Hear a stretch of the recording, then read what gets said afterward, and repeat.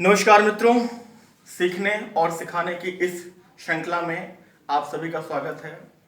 आज हम कुछ छोटी सी बात का वर्णन करेंगे यहाँ पे, लेकिन ये छोटी छोटी बातें कई बार बहुत मोटी साबित होती हैं जब हमें उनके बारे में पूर्ण ज्ञान ना हो। आज हम यहाँ पे बात करने वाले हैं अंग्रेजी भाषा में कि हम कब यूज करें ईच अदर का और हम कब यूज करें वन अनदर का। मैंने देखा है कि जो लोग बहुत people who are well qualified, उन्हें भी कभी कभी ये गलती कर देते हैं वो भी शायद समझ नहीं पाते कि कहाँ पे हमें यूज करना है ईच अदर का और कहाँ पे यूज करना है हमको वन अनदर का। तो यहाँ पे I will try my level best कि मैं आपको समझा पाऊं, सिखा पाऊं इसका कॉन्सेप्ट कि आप कब क्या इस्तेमाल करें। और एक चीज मैं आपको और बता दूं कि इंग्लिश में यहाँ लर्निंग के लिए कोई भी शॉर्टकट्स नहीं होते हैं। इनफैक्ट जो शॉर्टकट्स होते हैं अदर सब्जेक्ट्स में, मैथमेटिक्स में या जिसकी भी बात करें, तो वो जो शॉर्टकट्स हैं वो कॉन्सेप्ट से ही निकल के आते हैं। तो मेरा ये मानना है, मेरा ये विश्वास है कि अगर आप कॉन्सेप्ट समझ लेते हैं तब आपको कठिनाई नहीं होती है। तो बेहतर है कि हम कॉन्सेप्ट को समझने और सीखने का प्रयास करें। देखिए, हमारे पास दो चीजें हैं, ईच अदर और वन अनदर। यहां हमने आपकी सुविधा के लिए लिख के रखा हुआ है कि ईच अदर का इस्तेमाल हम तब करते हैं जब हमें when we have to mention two individuals, जब हम दो लोगों की बात करेंगे हम तब यूज करते हैं ईच अदर का। जैसे कि यहां पे आप देख सकते हैं, I have mentioned couple. Couple का मतलब सिर्फ मैरिड या अनमैरिड कपल ही नहीं होता है, कपल का मतलब दो भी होता है, मीन्स अ पेयर। तो जब हमें बात करनी होती है दो लोगों की, भाई बहन, दो मित्र, पति पत्नी, माता पिता, तो जब हम दो लोगों को मेंशन करना चाहते हैं वहां पर हम यूज करते हैं ईच अदर का। और जैसे ही वो नंबर दो से बढ़ जाता है, वो 3 भी हो सकता है, 4 भी हो सकता है, 5 भी हो सकता है, 10 भी हो सकता है या कुछ भी हो सकता है, तब हम ईच अदर को रिप्लेस कर देते हैं वन अनदर से। ध्यान से समझिए, जब हमें दो लोगों को मेंशन करना है, for example there is a couple in my locality and they like each other, because couple का मतलब क्या होता है, दो।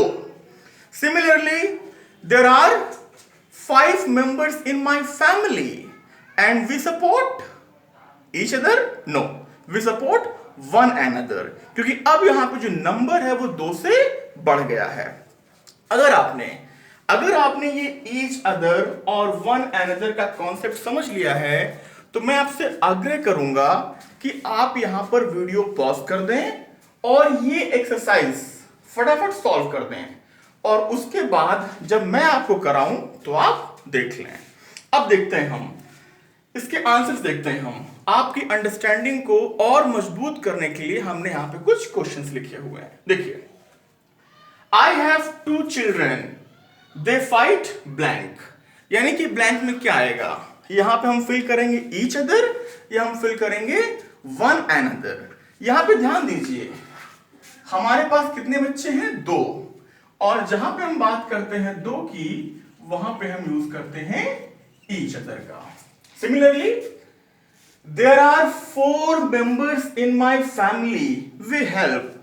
अब यहां पर हम बात कर रहे हैं 4 की, विच इज मोर देन 2, तो यहां पर हम ईच अदर नहीं बल्कि वन अनदर यूज करेंगे। आगे बढ़ते हैं।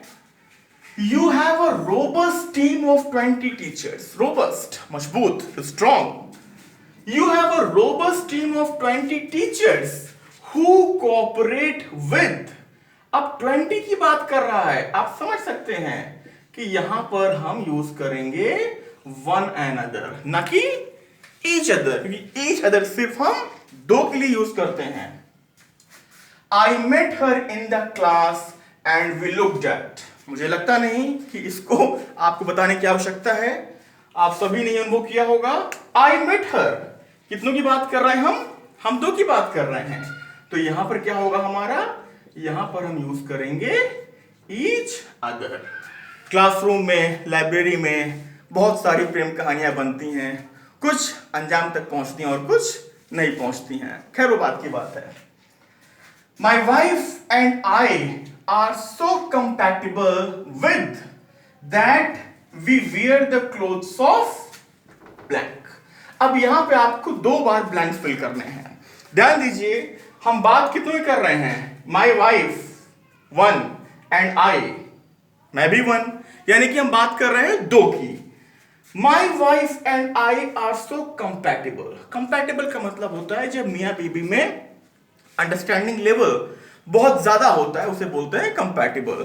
और आप सेंटेंस को पढ़ के समझ ही सकते हैं कि अगर हम एक दूसरे के कपड़े पहन रहे हैं तो हमारा अंडरस्टैंडिंग लेवल बहुत अच्छा ही होगा। My wife and I are so compatible with each other that we wear the clothes of again each other. Rahul and Priya love. अब इसमें क्या मुश्किल है?